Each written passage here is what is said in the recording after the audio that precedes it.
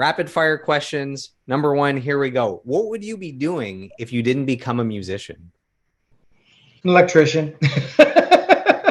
That's a sexy side hustle there. Did you ever get to a point where you seriously considered quitting the music business? No, it's a disease. Yeah, I've heard at Metalworks, Alex Andronacki would say it's called the evil gene. That once you have the evil gene, you can't turn That's away it. from that. Yeah, you just can't shut it off. What is the craziest, sweetest, funniest, or most memorable fan interaction you've had over the years? I remember one time somebody asked me to sign their arm, and then a couple days later, I got a message sent to me on Facebook that they had my signature tattooed into their arm. So that's kind of crazy if you want, because it's permanent. That's about as crazy as it gets. Yeah. Who would you say are your all-time favorite artists? If you can just spitfire through a few of them. Angels and Airwaves, Tom DeLonge. I think he's great. He's got that humor, but he's pretty intense. Rob Thomas.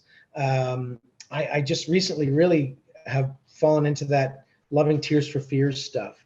Of course, I go back to the Vertical Horizon thing. You go back to your old favorites. I love the 1975.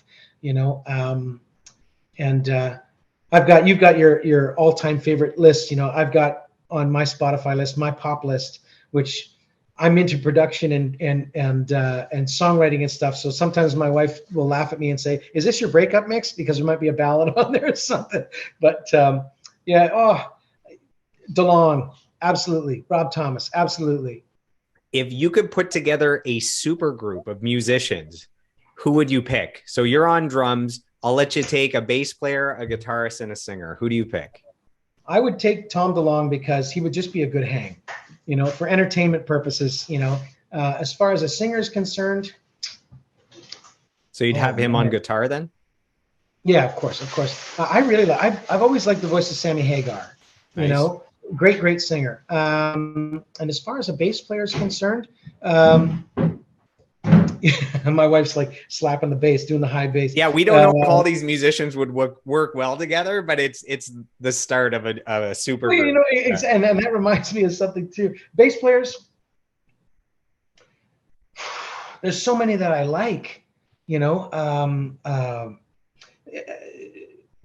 John Taylor from Duran Duran, he's a happening player. But I remember as a kid, not meaning to venture off this, as a kid, and hanging with my musician friends, the best band would be Steve Vai on guitar.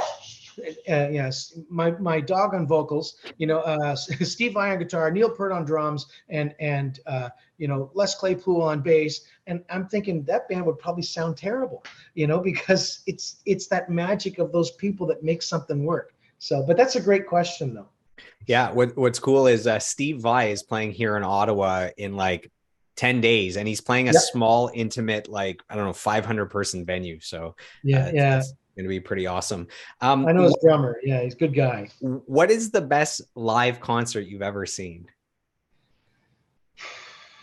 I took my parents to see Pink Floyd, and that was fascinating. But as far as live shows that I've seen, musically, I'm going to say something that inspires me musically, Culture Club. I love that band live, and I'm not saying this because my wife and I have become friends with them. I'm going to say this, that it's so well done and so pro, and we really got so much of that on the road with them and watching, and this is just a very slick act. If you haven't seen them, I think they're in Toronto tomorrow. And, I think there are still tickets available if you want to sit up in the grass, whatever, but it's worth going to see them. They're great live, fabulous live. I saw Roger Waters play The Wall in its entirety at the Rogers Center. It was insane. I wish I was on some drugs or something to, go that extra mile with it, but it was incredible. So amazing. Yeah. What is the most ridiculous thing you've purchased with money earned from music? It doesn't have to be like a big purchase, but just anything ridiculous. This house. That's pretty ridiculous. No, I love this house. But no, as far as ridiculous things, like, I don't know. My wife and I have been to some pretty hairy restaurants before? That's such a good question. I think the one that is really to my heart would be my home, because it's my home. Yeah. So as far as ridiculous purchases, I haven't bought bags of candy bars or anything like crazy like that. I got lots of musical instruments, lots of drums, tons of drums, but sometimes I'll see an old vintage kit and pick that up, and it'll sit in the corner and collect dust, or I'll start playing it, but yeah, Gordy Johnson of Big Sugar. I hope that helps. Yeah. Gordy Johnson of Big Sugar said that when they had one big album and he bought a car, and then they had another big album and he bought a car, and then he realized I can't keep this going. You can't buy a car every album, so he got it out of the system. What's the best advice you've ever received? Anything come to you right now? Best advice: exchange that number. Yep. Stay communicating with people. Do you have $1 million idea that you're sitting on? Yes. Can you share it, or does that give or is someone going to run with your $1 million idea? I'm not sharing that at all. You're a smart man. When I buy it, you'll know when it happens, when I buy another house, but I'm still not leaving this one. If you could sit down for a conversation with anybody, who would it be? I would say Morgan Freeman, just because I'd probably end up passing out and have the best sleep of my life. The voice of God right there. Yeah. No.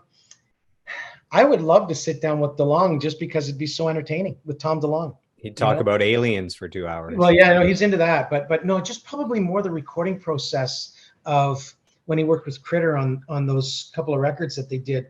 When I first heard them, it was like, wow, something new. So that, to me, I would find fascinating, just to hear his recording process and how he comes up with ideas. So final question here for rapid fire. Let's say you were wrongfully accused and found yourself on death row. You get one final meal. What is your death row meal? So you can have a meal, let's say a drink and a dessert. What do you choose? What do you go to? I'm going to have a hot dog. How dare you, sir? How dare you, sir? My wife is going, oh, that's disgusting. Your drink and your dessert better be glorious to make up for this hot dog choice. You know what? I really like, I drank sparkling water forever, but you know what? I really have a taste for Stella. I'd like a Stella beer. And as far as a dessert, it'd have to be something salty like chips, because I'm not more of a sweets guy. I'm more of a salty kind of guy. So that might sound kind of weird. Some sodium with the hot dog, I don't know how much sodium is in Stella beer, but I know there's sodium in chips. So it'd be a diet of sodium.